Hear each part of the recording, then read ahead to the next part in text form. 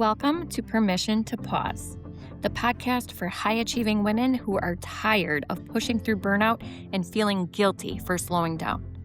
I'm your host, Kristen, founder of the Soothing Spark Life and Success Coaching and creator of the Spark Framework, an intentional path to help you soothe your nervous system, reconnect with yourself, and build stability that supports long-term growth.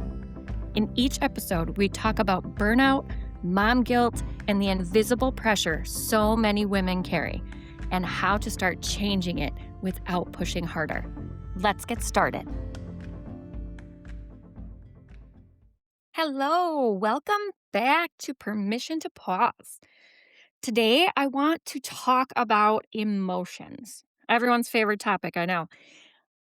But we have to start talking about these emotions. We have to start being aware of our emotions because that's the only way to truly be in control of your life. When we were younger, we were taught about the main emotions. Think about the movie Inside Out. Fear, anger, sadness, joy. Those core emotions are encompassing so many other emotions within those categories. So name the emotion. Sometimes we spend so much time struggling to even put a name to it that how are we supposed to be aware of what we're really feeling if we can't name it? Have you ever been trying to find the word for something and it drives you crazy, or trying to find the name of an actor or an actress and it drives you nuts and your mind won't stop racing until you are able to pinpoint that name or that word? That's what I'm talking about here. Once you can put a name to the exact emotion that you are feeling in your body, you will instantly feel a little relief. And then being aware of that emotion allows you to dig a little deeper and say, where am I feeling it? Where do I feel it in my body? Sometimes we feel it in our chest, a tightening in our chest. We lose our breath if we're panicked or we're anxious about something. Sometimes we have this pit in our stomach, or sometimes it's in our throat. Sometimes it's in our legs. There are certain emotions that we feel in certain parts of our body.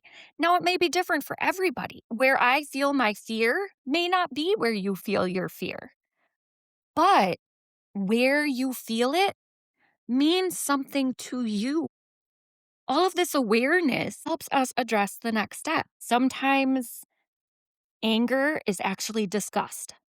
It's a very different feeling than just being mad.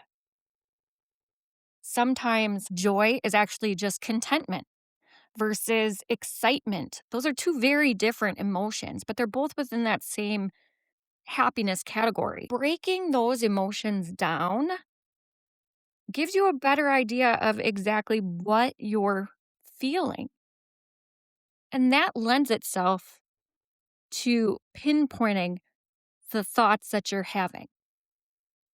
If I'm feeling disgusted about something or resentful about something, that's very different than if I'm just mad about something that happened. It's a deeper emotion. You feel it more in your body. Why am I disgusted? What is it about this circumstance, this situation that is causing me to feel disgusted? Is that something that I have told myself I should feel? Or is there anyone else that might be able to reframe that circumstance? Instead of being disgusted that someone behaved a certain way, maybe there's someone out there that thinks, I'm thankful that they showed their true colors because now I know that's not someone I want in my life. See how that same situation can be reframed differently? I think we focus so much on negative emotions, negativity in general. Nobody reports positive news. Our news is flooded with negativity because that's what gets attention. So we're all focusing on these negative reactions. Our body naturally is. Our body is wired to protect us.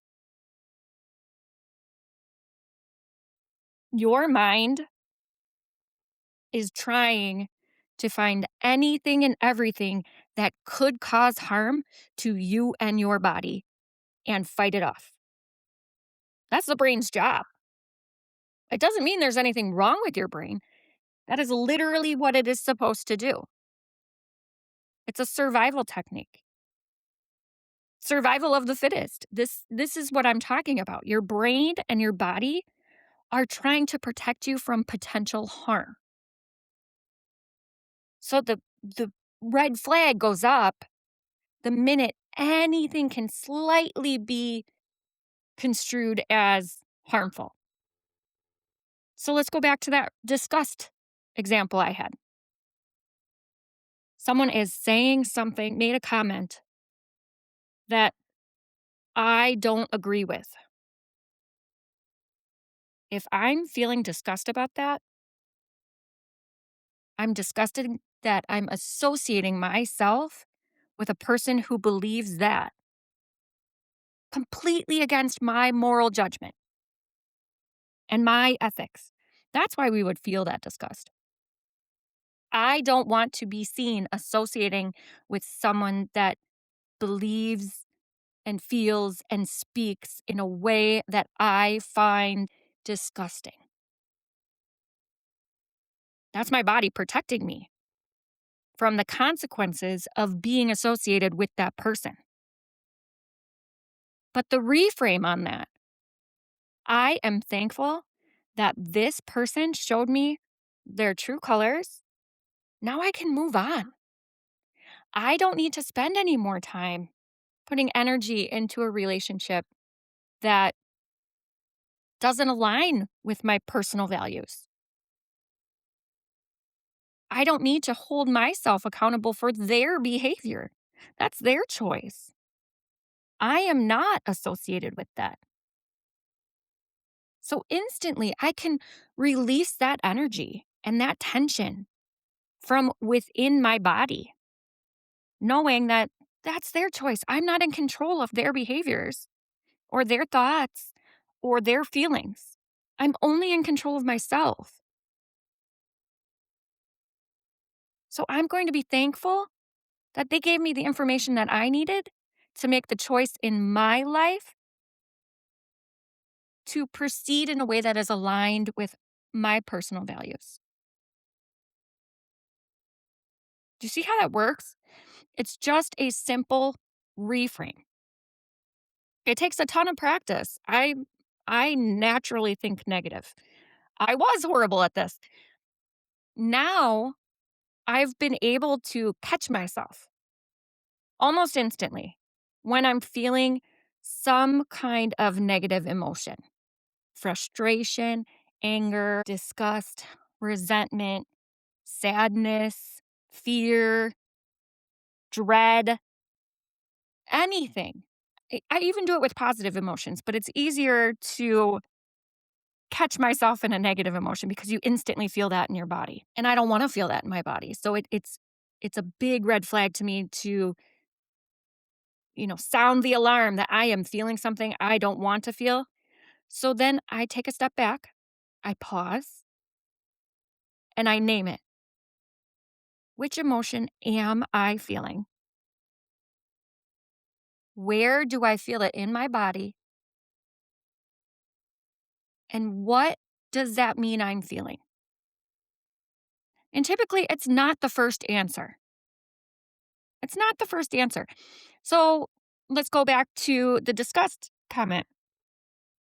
Let's say they made a derogatory comment that I don't agree with. My initial thought is they are disrespectful. Okay, but so what? What does that mean? Why am I letting that bother me as much? Them being disrespectful does not directly affect me. What is it that is affecting my body?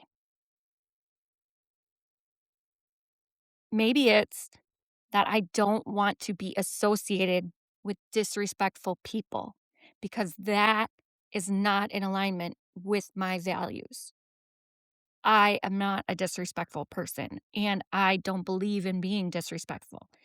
So when someone else is disrespectful, I am taking that on myself and absorbing that emotion, absorbing that negative energy within my own body when really it's not my negative energy to have. So, naming the emotion, naming the thoughts behind it, naming the thoughts behind the thoughts behind it. What is your so what? Why does it really affect you? That gives you the bigger picture. And then you can take that into account when you move forward. So, I don't want to be associated with disrespectful people. Okay, that's great. That's good for me that I know that about myself. I no longer feel disgust because I am not disrespectful and I don't want to be associated with disrespectful people. So now I feel that grateful feeling of I am not disrespectful and I am not them, even if they are disrespectful. We spend the majority of our time trying to manage everyone else's emotions and reactions and blaming them for our own that we never really acknowledge what we are feeling in our body or why or what that may mean for us. Believe it or not, we are in control of how we feel, and those feelings mean something. Once we can acknowledge what we are feeling and the thoughts behind those feelings, we can really start to dive in to how we work and our expectations and our behaviors and changing our lives to fit more of what we want to be. Once we're in control, we're no longer blaming other people for making us feel a certain way because we understand that we can change those feelings if we change our thoughts around those circumstances. So, next time you start to feel that emotion building up within your body, take a second, take a deep breath, name the emotion if you have the word for it. If you don't, I have a wheel of emotion. If you want to grab that, it's called the Emotional Body Map. I will put the link in the show notes below. Grab that. Maybe that'll help you narrow it down and name that emotion. And then figure out where you're feeling it. What does it feel like? And look at this chart and see if you can figure out what your mind and body are trying to tell you. Are you feeling it in your head? Are you overthinking and overthinking and overthinking whatever that emotion is? Or do you feel it in your throat like you can't speak up about it? The first step to all of this is pausing. Take a beat, stop, and be aware of what you are feeling. What do you feel? Name its location in your body. Once you do that, it takes the power away from that emotion and you can actually start to process it. Pause, feel the emotion, name the emotion, describe its feeling in your body, and then reframe your thoughts. And you will move through it a lot easier than you have in the past. You'll be surprised how quickly you can process it that way, how quickly you can shift it to something positive. You won't be dwelling on it for the rest of the day. Trust me, that's the best part. I'm a major overthinker, and everything that I was feeling, I would be thinking about over and over and over, cycling through it in my head for hours. And just this simple practice has given me some time back in my life, given me a lot of energy back in my life because I'm now allowing myself to process that emotion without feeling blame or shame or guilt around it because I'm using it to understand myself better and reframe my thoughts to align better with the type of person I want to be, valuing the things that I want to value and giving less weight to the things that are not important to me. If something from today's episode resonated with you, share it with someone else who might need to hear it too. And don't forget to subscribe so you don't miss the next pause. Until next time, move gently and give yourself some grace. You don't have to carry it all alone.